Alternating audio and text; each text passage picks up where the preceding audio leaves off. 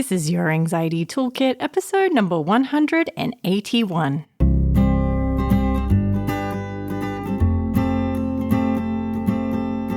Welcome to Your Anxiety Toolkit. I'm your host, Kimberly Quinlan. This podcast is fueled by three main goals. The first goal is to provide you with some extra tools to help you manage your anxiety. Second goal, to inspire you. Anxiety doesn't get to decide how you live your life. And number three, and I leave the best for last, is to provide you with one big, fat virtual hug. Because experiencing anxiety ain't easy. If that sounds good to you, let's go.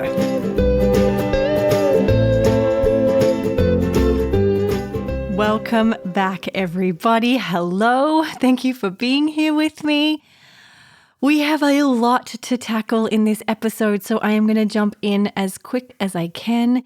I know this is such a huge concept and topic, and there is so much confusion around it. So let's really today talk about the difference between an intrusive thought and a mental compulsion.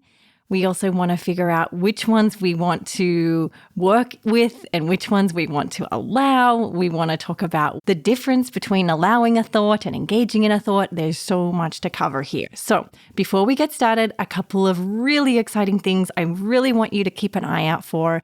On March 15, 2021, we are relaunching the free OCD training. It's called the 10 Things You Absolutely Need to Know About OCD.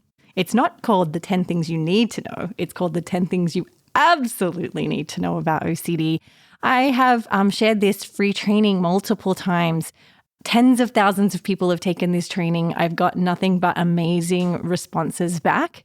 And the coolest thing is people even said, I've watched it before. This is the second or third time I've watched it when you released it. And it really reminded me of these core concepts that we have to remember when we're talking about OCD. So even if you've watched it before, even if you're pretty well versed in OCD, I still encourage you to listen and take the free training.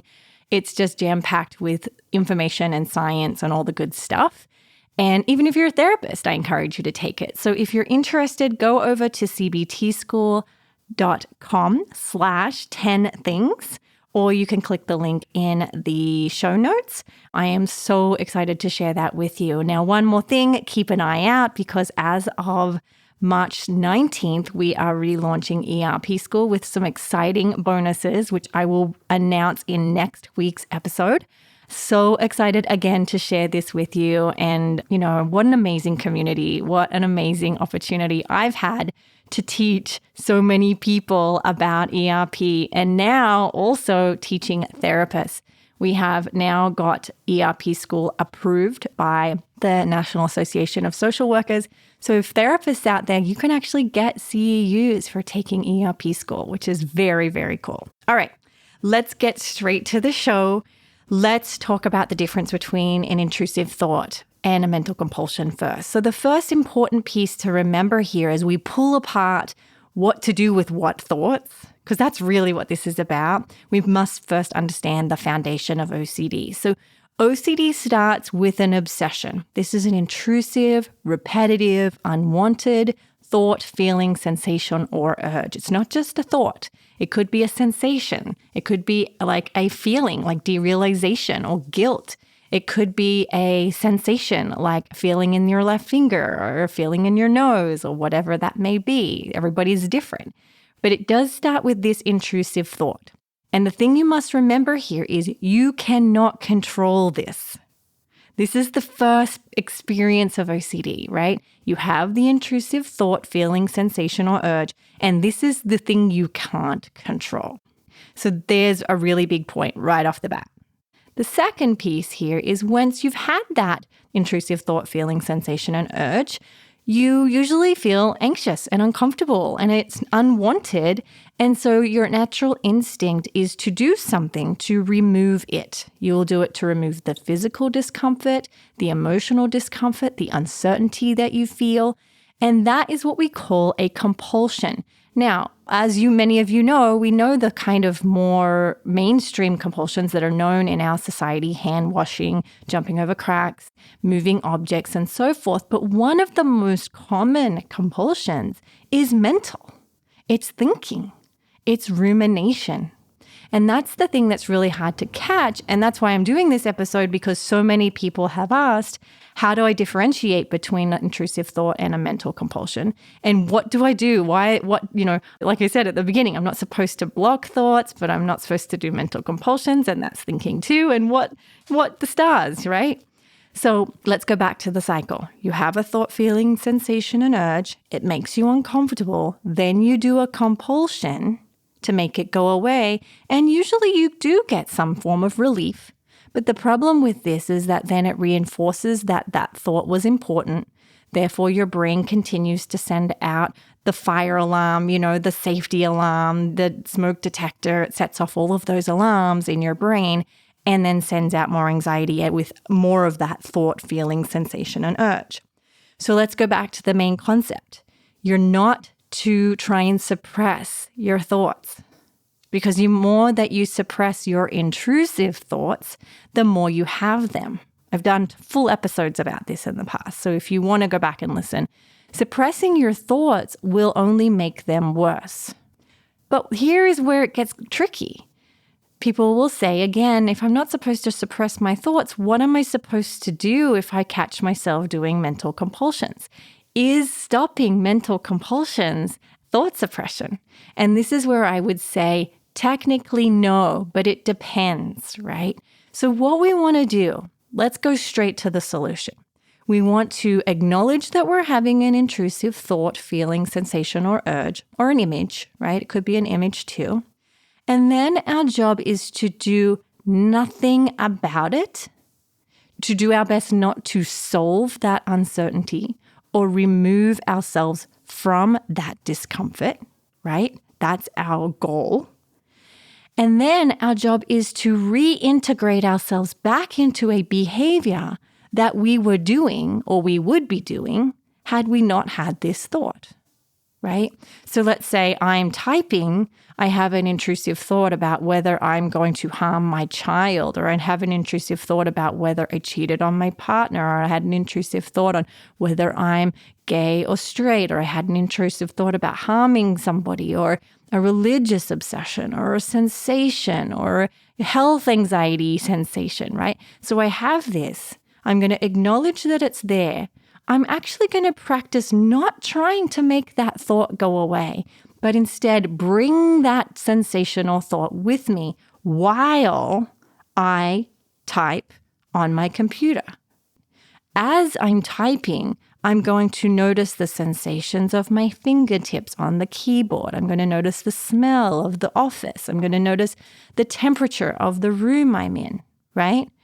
And I'm going to then catch if my mind directs away from this activity towards trying to solve. If I catch myself trying to solve, yes, I am going to practice not doing that thinking, right? I'm going to practice not trying to solve it and then bring my attention back to what I'm doing.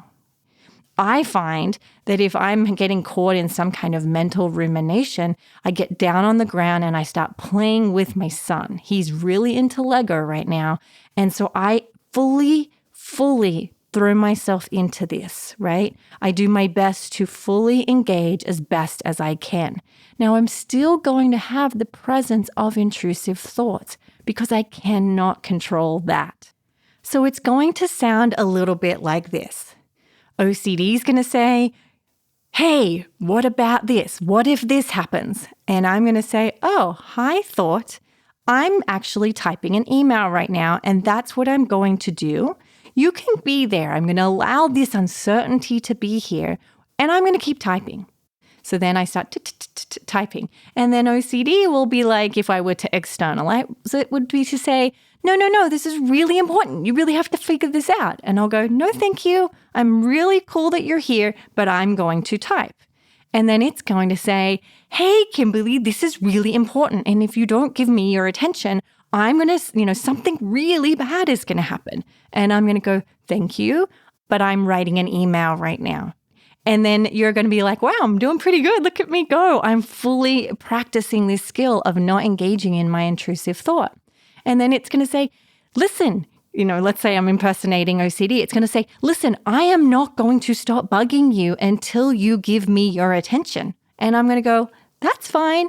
I'm actually going to call your bluff on that. I'm writing this email. You do not get to tell me what to do. And it's not going to give up. It's going to keep going. Kimberly, Kimberly, Kimberly, Kimberly, you must pay attention to my thoughts. You must pay attention. I'm trying to alert you to a very big danger. And often this is where people get worn down. They're like, oh my gosh, it's not going away. Maybe it is right. Maybe I should do it. Maybe I can't handle this anxiety. Maybe this is too much for me. Maybe it's just easier to do the compulsion. But I'm going to be here with you, urging you to keep allowing that intrusive thought to be there. It will basically roll over and start crying and fall asleep at some point like a toddler, right? Who's too tired and is rejecting his nap, but all he needs is to nap. It eventually will die down, but you have to be willing to stick and be consistent with not engaging in the pleads of OCD, the urgency of the obsession, the catastrophization of the obsession, right? Because it's going to be making it out into what do they say? A molehill into a mountain. Like it's going to be making a small problem a big problem. And what I mean by that is the presence of a thought is not dangerous, right? It doesn't mean it's a fact. It doesn't mean it requires your attention. Some people with OCD have a part of your brain that's going to set this thought on repeat. And because we've tried to suppress it in the past, it is probably going to want to be very, very repetitive. And your job is to do nothing at all. If you do, and I'll say this again, if you do catch yourself doing mental compulsions, it's okay to stop doing that. That's not thought suppression. As long as you don't want to overcorrect, right? So if you catch yourself doing mental compulsions, don't overcorrect by also trying to block the thought, right? That's where we get into trouble. Instead, you just do a small correction back to what am I doing? What am I engaging in right now? What do I value, right? Because we do not value compulsions. Compulsions feed you back into a cycle where you will have more obsessions, which will feed you back into having more compulsions. It's a cycle, right? We call it the Obsessive Compulsive Cycle.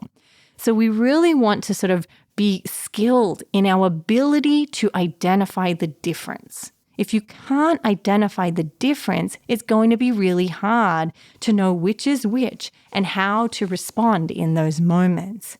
And a lot of this is when we're super anxious, it's really hard to think logically.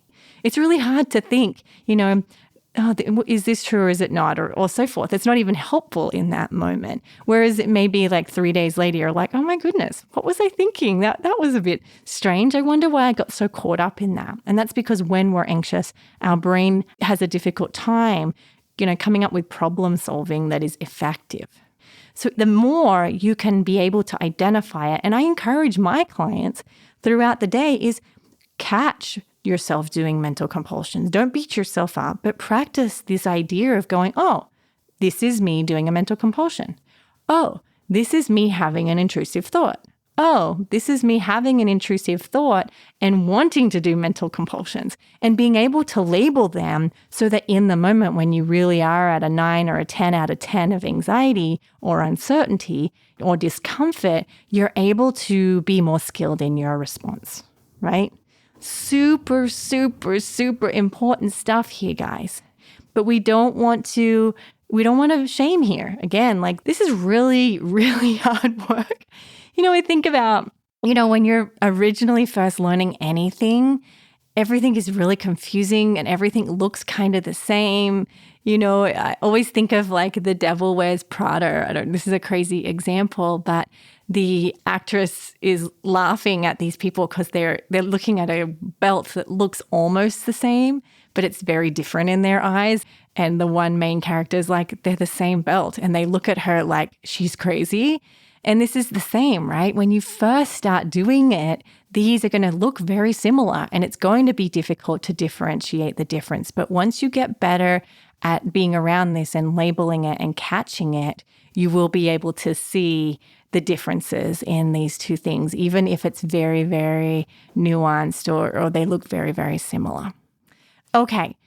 That's all I'm going to say for now. The tools are the same. If you really want to go back and practice and learn these mindfulness skills you can practice, go back and listen to some of the previous podcast episodes. I actually encourage you to go back and listen to some of the earlier episodes because in those episodes, I totally, I was laying out this awesome content on how to be mindful.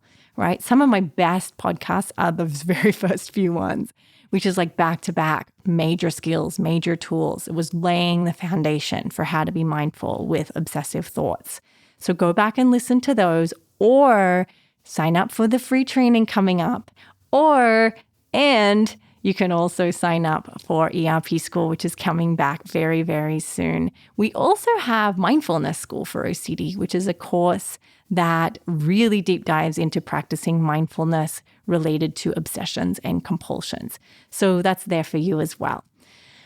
Okay, a lot. Sorry I'm talking so fast. It's something I'm so passionate about and is something that I really wanted to make sure I covered and get very clear on.